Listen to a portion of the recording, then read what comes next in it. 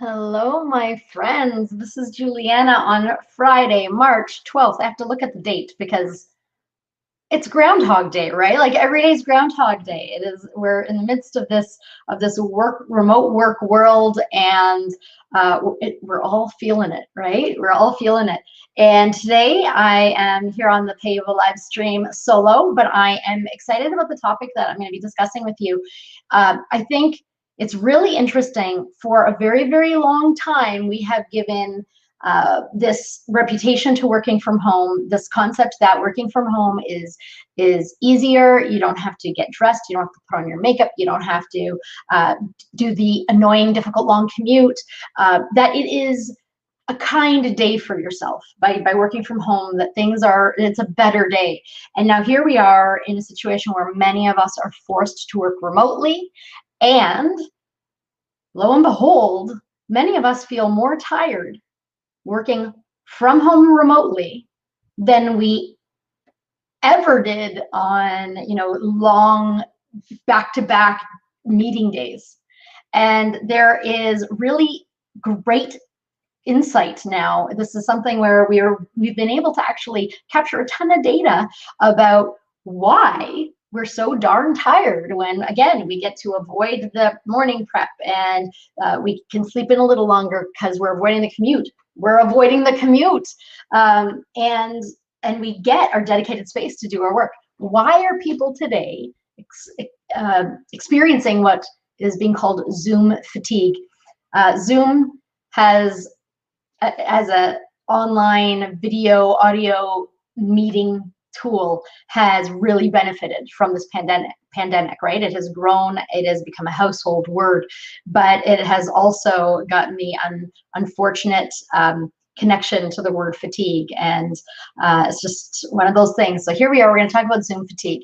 We have research that has been done over the last little while, very recently, that is new. This is not an area that we have been actively investing in terms of research at the same rate that we have done recently. And I actually want you to Google after this, whenever, Zoom fatigue or Zoom fatigue research.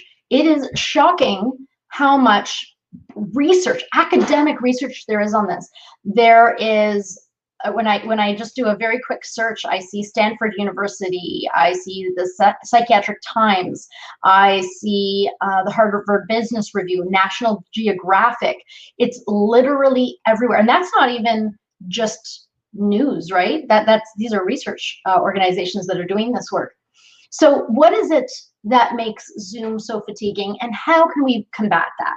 So I'm going to focus on one of the articles. This one's from Stanford University, and especially if this is an area of pain for you, I highly recommend that you do a bit of research yourself, because depending on what your circumstances are and how you personally are experiencing the Zoom fatigue effect, I'm not covering everything. This is not an exhaustive discussion, but it's a place to start, and then you can easily pick it up from there and figure out what works for you.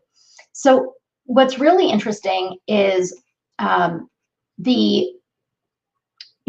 is it more fatiguing to see people on a screen than actually to be surrounded by people that are all moving, lots of distractions, lots of energy around you. And we're going to talk about 4 reasons in this one Stanford article. The article was published on February 23rd, 2021, so it's really new. And they identify 4 reasons. The first reason is that the excessive amount of close-up eye contact is highly intense. So this is really interesting, because when you are in a meeting with a human being sitting across from you, there is a natural space. You're usually not sitting as close to another human being as you are to a screen. And you have all kinds of other inputs. The entire room there's information everywhere. And so you can look away and still be attentive. You can take a note and still feel attentive. There is a very onerous pressure we put on ourselves innately when we're in a Zoom meeting to make eye contact, to look at the people on screen. And what that actually does is it's overwhelming. It's overwhelming because that input is quite powerful. And I think that an interesting example of this outside of the Zoom fatigue world is folks who struggle with autism, and specifically eye contact. When an individual who has autism is constantly intaking so many stimuli, and they're talking to a person, they often have a hard time looking at that person in the eye because it's overwhelming. Hearing that person talk, concentrating on that, and having all these other inputs, it's actually a coping mechanism to look away. It decreases the intensity of that visual eye contact feedback. When we are in Zoom meetings, we are creating that ourselves, just our own belief that we should be making eye contact, that we should be showing that we're attentive, and there's nothing wrong with that. But being so close to the screen and having that extra intensity around the eye contact, and with eye contact being such an intense experience, it is fatiguing. It is extremely fatiguing for our eyes, our brains, and our ability to process, because we're taking so much data in, looking at individuals' faces. The solution in this Stanford article is that we should potentially change the interface that we're interacting with. So take Zoom out of the full screen option, reduce it to the size of a small window in your monitor. Imagine that you were in a meeting with this person, and if that person was actually across the table from you, how large would their face actually be? And choose that size for your screen. So it seems kind of silly, but it's actually kind of interesting how even just playing with screen size can make a Zoom meeting much more like an in-person meeting.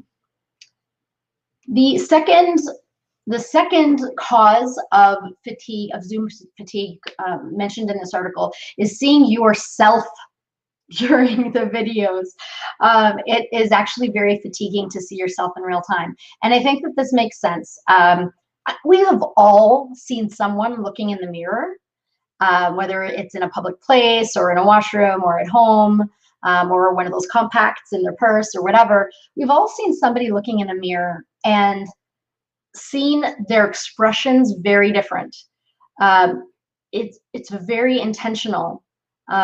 Being so aware of the way you look, the smile on your face, the angle, the lighting. And again, we've all seen somebody, we've all caught somebody who didn't realize somebody was noticing them do this, looking in a mirror and adjusting so that they feel comfortable, right?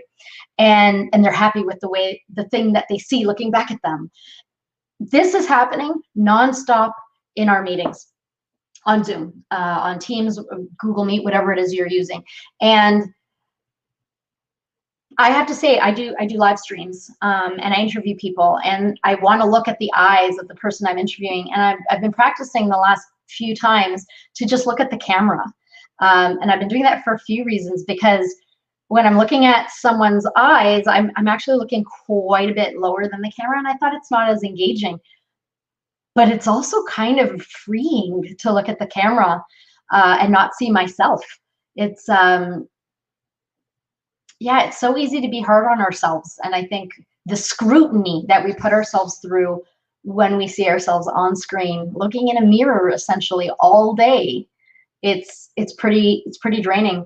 The solution in the Stanford article is to change that default practice of seeing your own screen on screen when you're in a Zoom meeting. You don't necessarily need to see your own visual. You can close that box, you can minimize it, you can maybe expand the monitor so that where your little box might show up might be off screen. Do whatever you have to do so that you are not staring at you. Now, I actually think that from a performance and perfection perspective, it might make sense to have yourself on screen when you're having a critical meeting. If you are trying to close that sale, or if you're trying to interview someone and get to know them as much as possible, let's keep in mind that 70% of communication is nonverbal. And so there is value in seeing someone and also seeing yourself, and how that person might, ultimately what that person's seeing. But the default right now is that we are constantly looking at these, huge visuals on screen. We're making eye contact and we're processing our own reflection at the same time. And researchers are telling us that it is stressful. The third cause of Zoom fatigue is that video chats dramatically reduce our usual mobility. This is so interesting to me. Yesterday, I worked a very long day. I was at my desk from like 7. I left and had dinner and came back, but ultimately I was at my desk for like a very, very long time. And at like 9 o'clock, I looked at my Fitbit and I saw that I had only taken, this is embarrassing, I had only taken 700 steps all day. 700 steps, excuse the doorbell. Like I was really disappointed. I then walked in my house until I hit 5,000 steps and I went to bed. But it is easy to sit in this chair. Even the ability to walk to a meeting, or when you're going to a meeting, to walk to the restroom or to get yourself a coffee and then head to the meeting. There is, we are not just brains floating around. We are attached to a physical body. We are animals. We need to move. We've been built to move. We've literally been built. We've evolved to be capable of so many physical activities. To sit there all day, it can happen without you noticing. And when you are not moving and when you are not exercising other parts of your body, of your brain, because we also use our brain in unique ways when we're moving. Some people learn through a kinetic style, so they're ultimately moving to learn. When we are not getting the other outputs and inputs, touching different things, leaning against a table, walking around and sipping the coffee and thinking about it, these are all part of our process. And it is very hard to be at a level 10 in one area of expression or input in terms of how what you're talking, what you're saying to people, and also how you're receiving information all day or for hours on end. So think about the mobility issue. I have thought, for my own circumstances, I've thought about lifting this desk up and making it a standing desk. It can't be bad for me to stand all day. I don't know. Maybe I need to actually consult somebody before I do it. But think about what would work for you.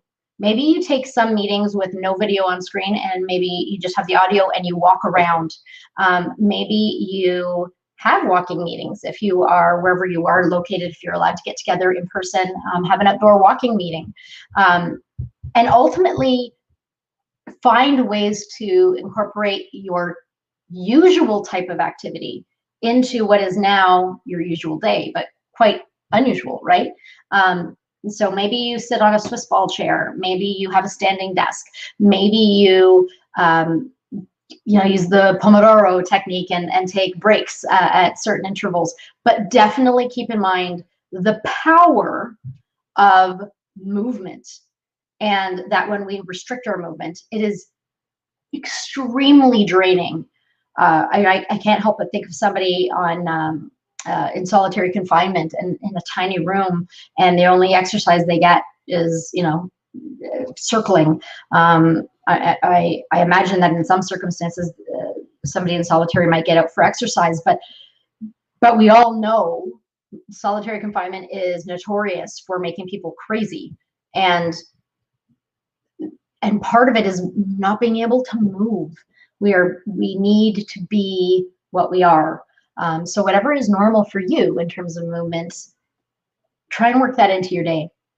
The very last cause for Zoom fatigue identified in the Stanford article is that the cognitive load is much higher in video chats. So this is really interesting, and I'm going to read here. So Bailenson, this is the researcher, I believe, on the on the study notes that in regular face-to-face interaction, nonverbal communication is quite natural, and each of us naturally makes and interprets gestures and nonverbal cues subconsciously. In video chats, we have to work harder to send and receive these messages. That makes a ton of sense to me. I can personally attest to how difficult it is to make up for all of the lost communication when I'm working remotely. I am one of those people who absorbs through, information osmosis, conversations that are happening around me. I'm able to say, oh, it's interesting you're working on that. I am too, can I join you? Or I might just quickly turn my chair around and ask a colleague for a tiny bit of input. And something that could take 15 seconds under normal circumstances either never happens or is a more lengthy endeavor under these circumstances, because if I pick up the phone or I start a Teams meeting or whatever, there's the hello, the pleasantries, the setting the context, there's the asking, there's thank you for your time, and it's impossible to have the same level of interaction. It also means that while you are on those video calls, those Zoom calls, you are working so much harder to communicate, not just the words that are coming out of your mouth. And that is I'm obsessed with communications. Effective communications is my jam. This is, I think what makes the difference between a business that has great potential and doesn't succeed and one that does succeed. It's often internal communication or communicating to the external audience. Communication is so central, and we all think we can do it. We all think we are good at it because we do it all day long. Doesn't mean we do it well. And the ability that we have innately, without thinking about it, to communicate our mood, to communicate that we have something to say, it is still totally foreign to me to mute and unmute myself or raise my hand. I want to have that dialogue that just kind of naturally riffs off each other. Someone says something and I say, oh, that reminds me of an example. I'll look for it while you finish that piece. And doing that now, it's not possible because it is downright interrupting, right? Especially with audio delays and that sort of thing. It takes so much more effort to communicate as effectively on video as we do in person. The solution for this one, for the higher cognitive load that is extra fatiguing in Zoom calls, is during longer stretches of meetings, during longer stretches, like meeting stretches, give yourself an audio only break. Shut down the visuals, turn off your camera. We don't need camera all the time. It's lovely to see each other, but we literally don't need it all the time. And so give yourself that break. It is a very effective and direct way of lightening the cognitive load, because we do know we are all well practiced at having phone calls and communicating through auditory means. So if you are feeling surprisingly drained at the end of your workday, if you are not as productive as you want to be every day and it's not your norm, you might want to dig a little deeper into this concept of Zoom fatigue and understand, how much time are you spending on video meetings? How close is your monitor to your face? How do you feel at the end of them? And how are they affecting your overall productivity, your sense of purpose, your sense of connection? And be intentional. Choose formats that work for you. Audio only, move your screen back, adjust the size of the Zoom meeting window. There are lots of different things that we can do, and we should. Just because a piece of software has a default screen size, or because your screen is whatever size it is, that does not mean you have to use it that way.